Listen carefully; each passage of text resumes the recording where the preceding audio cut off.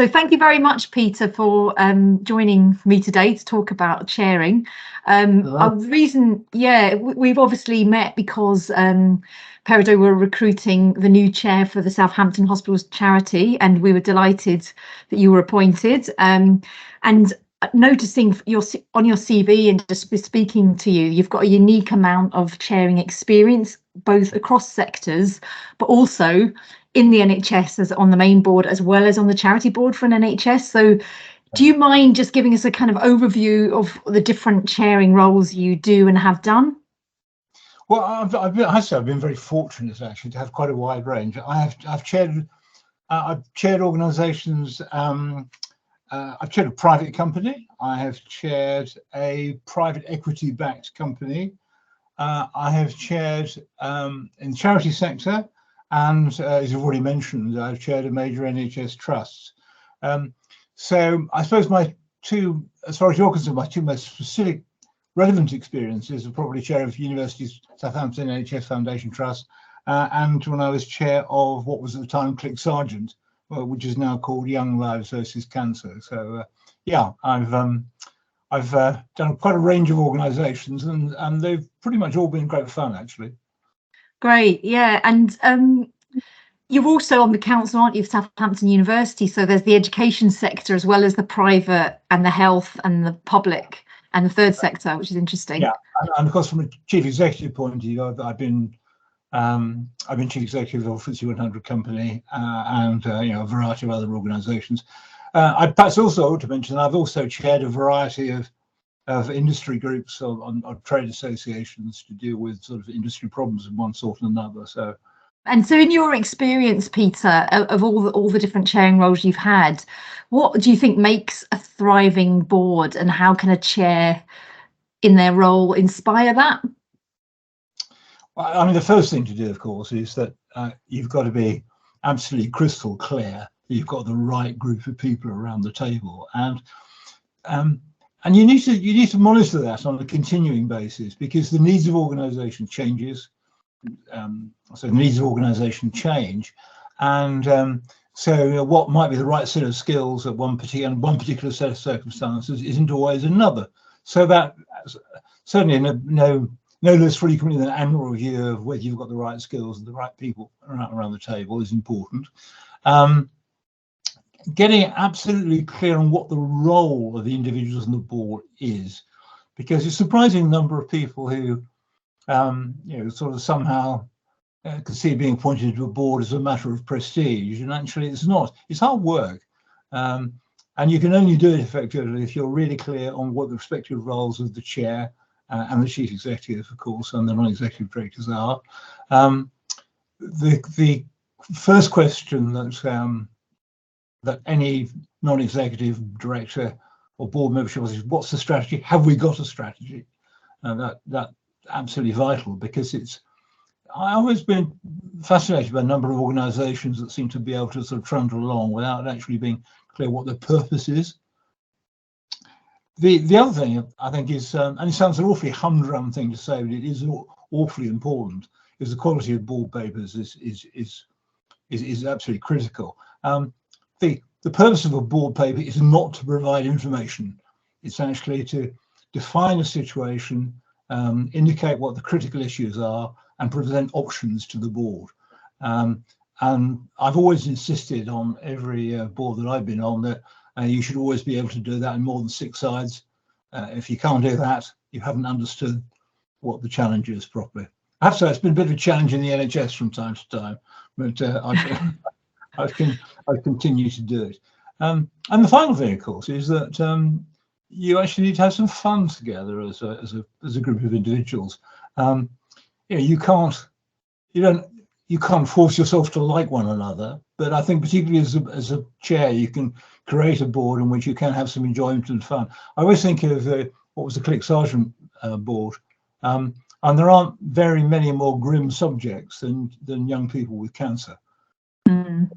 One of the reasons that the board and that board worked really well is because the quality of the personal relationships were there, and people, and I think having a sense of fun got us through some very, very difficult and challenging decisions. Thank you. That's really helpful, and it's very helpful what you said about strategy, and also the point you made about the purpose of board papers. You know, to kind of be the platform to enable that discussion about options around challenges, as opposed to just information sharing, which can be done in many different ways, can't it? But bringing you together at the board meeting and using the time well to kind of to make decisions, it seems really important. Yeah, absolutely right. Yep. And so obviously just now you're going to be embarking on Southampton Hospitals Charity's first board that's independent from the main board, and having chaired the main board yourself for over a decade, what do you think the key important differences will be between those two NHS boards? Because obviously one is an NHS trust board and the other is a charity within the NHS. Yeah, well, I mean, there are a number of one is size, of course. I mean, the income of the NHS is the order of £1 billion, and the charity is very much smaller. But of course, in a sense, there's much more. There's a great deal of subtlety about the charity, because the charity is going to be self-standing, but it is there to meet the needs of the patients of UHS. So there's going to be some real subtleties there in terms of how we have the right relationship with the trust, and how we develop and how we have some overlapping objectives. So I wanted to do this actually when I was delighted when I was offered the opportunity for a number of reasons. One is, first of all, because I have having been chair of UHS for 6 years, I have an enormous sense of affection for the organisation. Second thing is that an awful lot of NHS charities NHS trusts have talked about making the charities independent, and I really wanted to see whether, if I can put it in the simplest terms, whether the case can actually be borne out in practice. And third thing, of course, was that there's always something attractive about setting up an organisation from scratch. You know, the challenge of starting with a blank sheet of paper, designing the organisation and then putting in the deliverables. So that sense of building up. And the other thing, of course, is that the governance is the governance is much simpler. I've worked in, as I said, a whole variety of organisations. And actually, charities have. I love charity governance, because if you can convince the trustees of the right course of action, you can make decisions very, very, very quickly. And that's quite different from a government organisation, even a private organisation where you've got shareholders you've got to convince, and clearly the decision-making process in the NHS is a pretty complicated one. So charities are great I think charities in general punch above their weight in terms of the amount of change that they produce for the amount of resource that goes into them.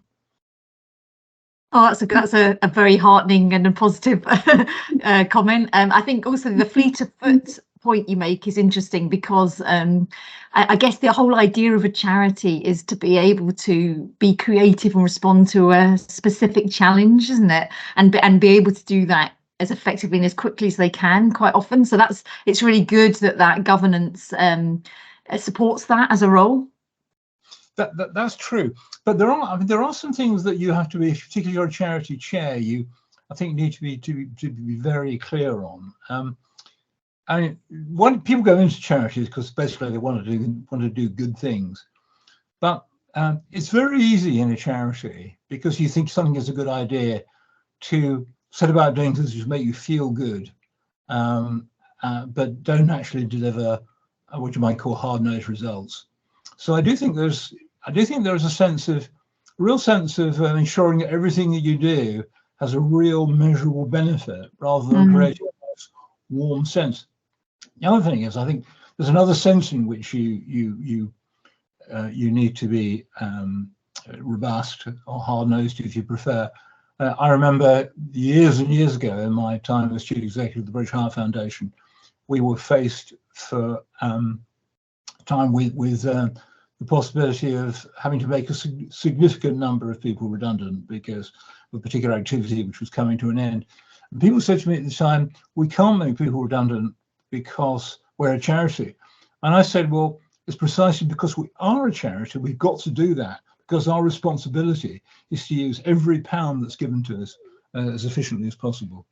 So, the word charity conjures up a nice sort of warm, fuzzy world, and it can be very, very rewarding. But equally, there's a real sense of robustness that has to go about charity leadership. Yeah, that's true. And I guess in your new role with Southampton Hospitals Charity, there will need to be some of that in order for it to be independent, won't it, and to be following its own necessary remit. Yeah, I sure. Well, I mean, I have absolutely no doubt that the relationship between the trust and the charity will be a really good one, and I will work very hard to make sure that's the case. But but I'm sure there will be differences of view from time to time, and we'll work through those in a constructive way. But both be absolutely clear about what our respective roles are. So my final question, Peter, is just if you were starting out now, what would you advise yourself, either as a trustee or as a chair? Do you think these days, being a trustee and chair, Pete, you would need to consider certain things if you were starting anew? Oh gosh, well, I mean, an awful lot of this is things I've said already, actually, about clarity in papers and all of that. I do think I think one of the things that's absolutely critical to a successful charity is the relationship, or to any charity at all, is the relationship between the chair and the chief exec. And over the years, I've developed my own philosophy. It's a slightly pompous word, but how do you make that work? And first of all, you both need to be absolutely crystal clear on what your roles are. But if it works, there are times when you have to, as it were, invite the other one across the threshold and say, well, look, actually, I'm not quite sure about this. I'd like your advice. But if it's a really good relationship, they need to be able to say to one another, "Get your tanks off my lawn." So that sense of both need a bit of humility, so that sense of crossing the threshold, but they need to be able to have the quality of relationship to see clarity where things are becoming a bit fuzzy. Yeah, and to be able to differentiate roles for the benefit of the whole, where need be. Yeah. Great. Well, thank you very much. That was all my questions. Is there anything you'd like to add before we finish? No, not really. I mean, I was grateful for the opportunity of renewing my relationship with UHS, which is what I said I've always been very, very fond of. I think you always worry slightly when I have a very warm feeling about my time at Southampton. You always feel slightly sort of concerned when you go back to something. Would it be? I don't follow football particularly, but somebody once said to me, you don't want to be like Thierry Henry's return to Arsenal, which didn't quite work out. So you always worry slightly about that, but I'm looking forward to it, and I think there's some really good things that we can do. Yeah, and it's a complementary, different board, isn't it? So it's new as well as being returned. It is, and we'll be looking for a clearly, because it has a different function from the trust board, we'll be looking for a different collection of people to get around the table.